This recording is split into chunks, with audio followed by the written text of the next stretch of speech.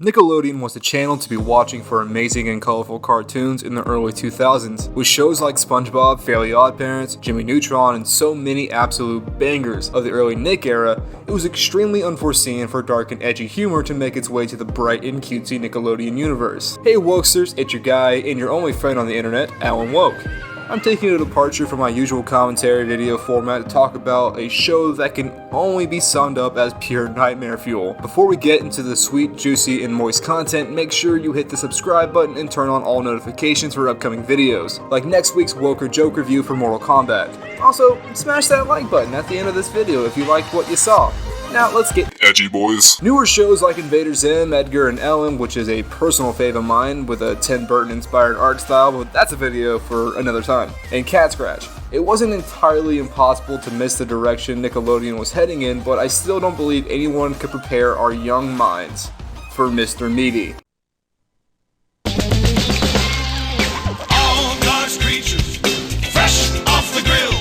So come on down to Mr. Meaty, where friends meet to eat meat. Created in 2005 by Jamie Shannon and Jason Hopley, who at the time were only known for another nightmare acid trip puppet show, Nana Land. Oh, no. And now they are known after for doing, well, stuff, I guess. Yeah. The series began on what started as shorts airing on Nickelodeon's Void before I guess a fan demand brought the show to a full 30-minute block in the programming. The show was cancelled in 2009 due to a mix of low ratings and criticism from adults and vegetarians who protested the show, which isn't hard to believe after making several jabs at vegetarians throughout the runtime of Mr. Meaty. But the entertaining aspect of the show doesn't lie with the longer than expected history. The show itself is where I want to focus, from the off-putting look of the puppets to the absolutely terrifying subject matter. And when I say things like terrifying or nightmare fuel, I'm referring to at the time of this show airing when we were 8 to 10 years old. That's when it was terrifying. Still, it's a little off-putting to think that we will all watch this. Or maybe some of you didn't. Maybe it's the first time you're ever seeing it. Who knows? The puppets look like something out of a scary YouTube video trying to make the viewer uncomfortable as you look closer and watch longer. Except for Josh, who just looks like they slapped a prolapsed rectum over his ahin mouth. I know the ladies watching are getting quite soggy at the sheer thought of Josh from Mr. Meaty. After all, he was the series' ladies' man. The dead-eye look of the puppets and the silent ambiance of the scenes is where the uncomfortability really takes place. Something moving underneath me there. Just a second. Hey, what was I sitting on there? What is that? Warm me up. What the? This chicken has something to say. So much fucking no. Fuck that. Even if you can look past the cringy puppets, you now have to delve into the actual content of these 15-minute sketches. The episode that stands out the most and what really prompted this video was episode 3 of season 1. The Fries That Bind. In this episode, our protagonist Parker quits his job at Mr. Meaty. I know, already making big plot twists happen so early in the show, absolute revolutionaries in cinema.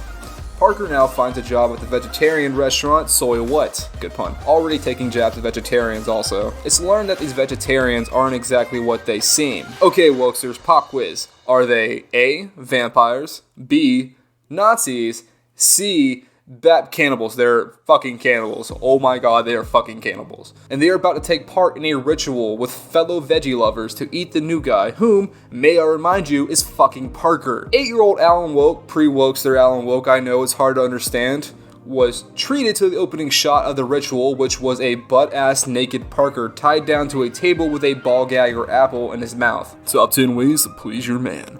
It's either a ball gag or an apple. It depends on what side of the Mr. Meaty lore you are on. Hi, everybody!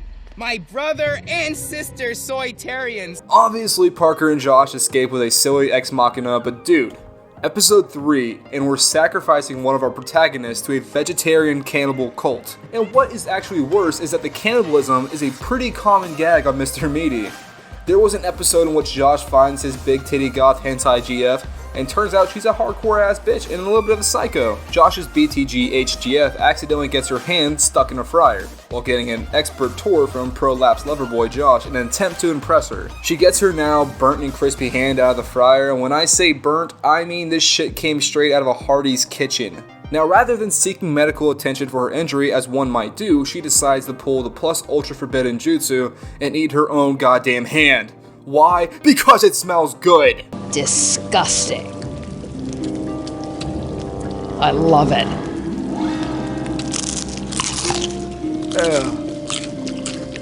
It's delicious.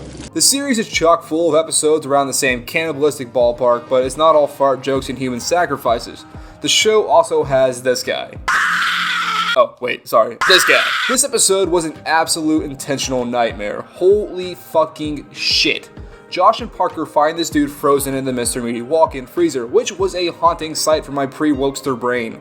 Obviously, our adoring heroes unfreeze this man, and it's revealed to be Edward Carney, aka Mr. fucking Meaty himself. Jesus Christ. Naturally, things take a turn for the worse, and Josh and non-ball gag Parker are forced to lure the zombie testicle back into the freezer so they can once again freeze him in order to save the restaurant. And roll credits. Well, that's it, guys. I hope I was able to spark something in your mind or some sort of forgotten memory with this video. After all, that's the whole point of this, was to spark something in a cartoon that you maybe had long forgotten about. But thank you guys for sticking around to the end of this video, and please let me know how you guys like this content. I don't know if I want to do more of these or not. It all depends on you guys at home, what you want to see on the Alan Woke channel. Alright, yippee-ki-yay, stay woke, motherfucker.